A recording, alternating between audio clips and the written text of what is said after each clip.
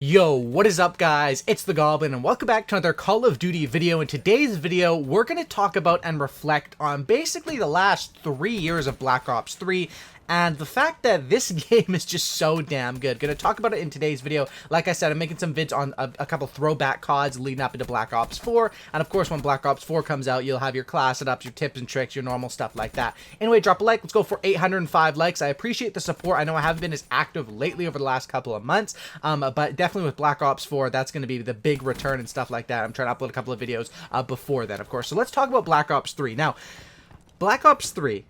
And this game is just insane. Now, this game has been popular, and I'm talking like really popular for the longest out of any of the Call of Duties. This game had literally a 3-year life cycle where there's still people, and I know there's some people that are watching this video right now that do this, that play this game day in and day out. Because, you know, of course, Infinite Warfare, let's talk about the Call of Duties that came after this. You know, Black Ops 3 came out, it was good, people enjoyed it. Infinite Warfare after that was another sort of basically not boots on the ground game, an advanced movement game, and people sort of got bored of that one quickly, I would say. Well, I'm probably gonna make a video reviewing that game as well too, because that game does have a lot of positives that people seem to overlook.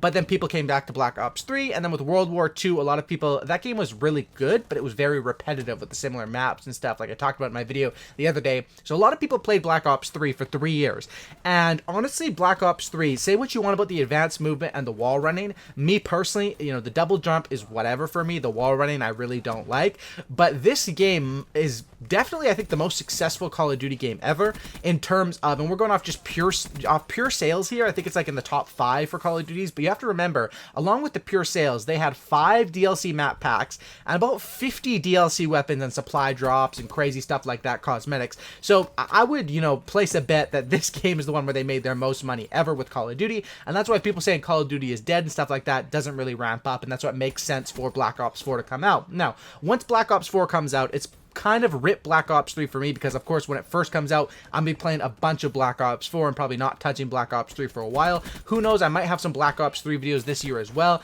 but I'm guessing, you know, we've already played Black Ops 4, we've got a taste of the beta. It was pretty awesome, very different. The beta, I'd say, was very different from the you know, something we had like a Black Ops 3 beta, just because of the health increase and a bunch of the different stuff in the game, and Blackout was good as well. So I'm gonna be focusing on that. But this video isn't about Black Ops 4. This video is about Black Ops 3. Now, what made this game so successful, and how can they recreate that in the future? Because honestly, if every it seems like Call of Duty has like hot streaks and then dry spots or something like that. If they could keep the momentum going and keep the hype from these games going, it could be absolutely monumental. Now, what was so good about this game? First of all, they basically took Black Ops 2 and made it into an advanced movement, which, like I said, advanced movement people are 50-50 on, but we're kind of going to ignore that because that's one point we could argue all day, every day, and it looks like Call of Duty is sort of over that time period, and they're back to boots on the ground sort of games the last 2 games. But what made this game so good?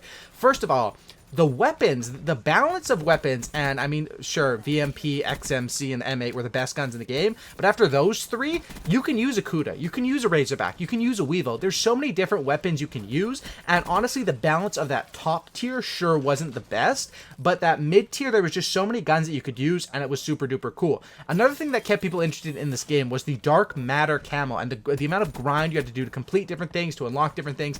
I think that keeps a lot of people into games a lot longer. That's something like with a game like Fortnite, what can you grind to? Sure, you're level 100 for the season, your max battle pass, then you have to wait for the next season. With a game like this, you can constantly be prestiging, and especially with level 1000, it kept people going and playing this game non-stop. They also made some smart stuff with Nuketown 24/7s, and I really did enjoy this game overall. It really was awesome. It took me to the next level on YouTube personally, and it allowed me to step up my content creation, and I'm very thankful for this game. So let's break it down how I break down all the other games.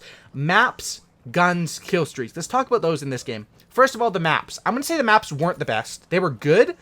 They weren't the best maps we've ever seen, though. There was better maps than Black Ops 3, but I'd say probably a 7.5 or an 8 out of 10, because there were just so many classic maps that were amazing in this game.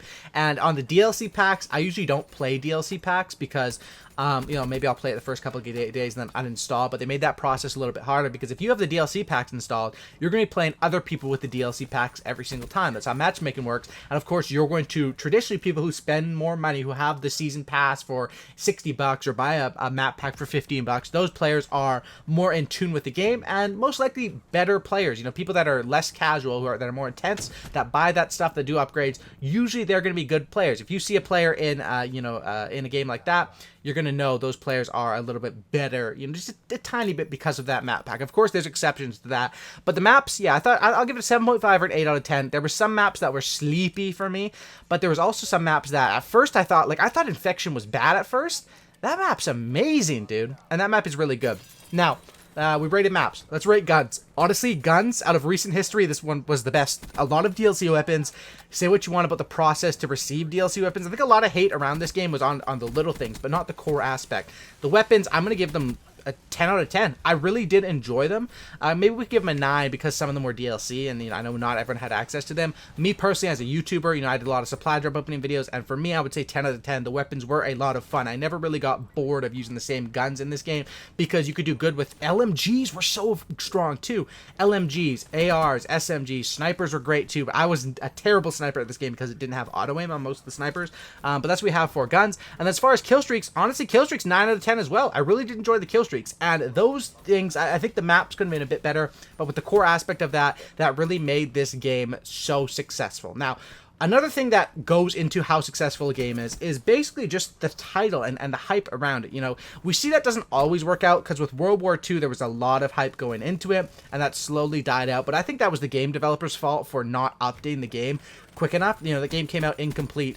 Infinite Warfare came out incomplete. Black Ops 3 was a complete game when it came out, and it kept people on this game because it was just so damn fun to party up, search and destroy. Competitive also was a great aspect on this game. My favorite games for competitive ever were probably Ghost, which is surprising because Ghost, I think Ghost was, where they messed up on Ghost was they kind of like, designed it around competitive. Maybe I'll make a video talking about that. I don't know. What CODs are you guys interested to hear me talk about and give my opinions on at, you know, in October 2018? Because when this game came out, it was literally 3 years ago, and we're going on to Black Ops 4. But back to my point, yeah, the name is important. Having a Black Ops, you know, it doesn't always work with World War II. I mean, it still worked, though. They made, like, I think they made, like, 500 million off World War II in, like, the first couple of weeks or months. So, obviously, it worked out. But I think with the Black Ops series and the 3rd edition, of course, number 1 and 2 were really, really great games. And there was people, back then, there was the debate, the Modern Warfare series versus the Black Ops. And I think Black Ops 3 sort of, because it was MW, you know, Modern Warfare 1, 2, and 3 versus BO1 and 2. I'm probably taking Modern Warfares over those. But then when you added BO3, and then you, especially once you saw that Infinity Ward did not do Modern Warfare 4, which I think was a huge mistake, and doing Infinite Warfare, that's where the Black Ops series and Treyarch sort of took over as the top developer. Now, in my opinion, Black Ops 4, yes, it's going to be hopefully just as good as this game. I have no doubts that they're going to be constantly updating the game. The only reason I could see people not liking Black Ops 4 as much is for core gameplay being changed. But I mean, core gameplay was changed in this game as well. Wall running and double jumping, sure, we saw some boosters in AW, but it wasn't wall running or anything crazy like that. So I think Black Ops 4 is going to be a big success and carry on this series. Now, what I mean off that is I really hope that Infinity Ward, I think, made a big mistake going with Infinite Warfare. And of course, these games have, you know, 2 or 3 year development life cycles. So they're obviously working on a game. You know, they could be working on Modern Warfare 5 right now, for all we know. But basically, I think that going with Infinite Warfare, or first of all, they tried to go with Ghost, right? They tried to go with Ghost, then they tried to go with Infinite Warfare, when in reality, they should have just done Modern Warfare 4. And I think that it kind of sucks for Infinity Ward, but it's great for Treyarch and great for Call of Duty fans in this current day and age, because, you know, games out there are stepping up. Fortnite is stepping up. League of Legends, Dota. There's so many, CSGO. There's so many popular games out there, and I'm only naming a couple. Overwatch. That it's more competitive now, and Call of Duty really has to focus on. And I think that I wouldn't be surprised if we saw, if this game was a huge success, Treyarch sort of taking over maybe, and maybe the other developers taking steps back. I'm not really sure. That's just conspiracy theory, but that's really what I think. Yeah, Infinity Ward made some mistakes, but I think Treyarch has learned from that, and they're like, okay, we've done 3 Black Ops. The last one was the most successful game ever. Why mix it up? You know, why fix what ain't broken? Black Ops 4. And I'm hoping that Black Ops 4, I pretty much have very little doubts this game is going to be a success. People are going to enjoy the game. People did enjoy the beta. The beta was kind of mixed. People loved Blackout from what I could see. So this game is going to be great. Of course, player base is going to be split there between Blackout and Black Ops 4 multiplayer, which might not be the best, but I think the majority of people are probably going to stick to multiplayer as Call of Duty fans. But I think that if this year goes well, which I'm guessing it would, hopefully Infinity Ward is in production of Modern Warfare 4, and they basically learn from their mistakes there, or learn from, yeah, their own mistakes like Treyarch did. But anyway, Black Ops 3. Was it the best Call of Duty ever? Personally, my favorite Call of Duty ever is probably Modern Warfare 3, just because I was younger back then. I had great memories, I had more playtime, stuff like that. But this definitely is a contender for Call of Duty game, best Call of Duty game ever, and I think it pretty much is the most successful game ever off of the Call of Duty franchise. So, pretty crazy stuff there. I'm excited for Black Ops 4. Let me know which Call of Duty you want to hear me talk about next. Drop a like, subscribe, and have a great night. I'm out. Peace.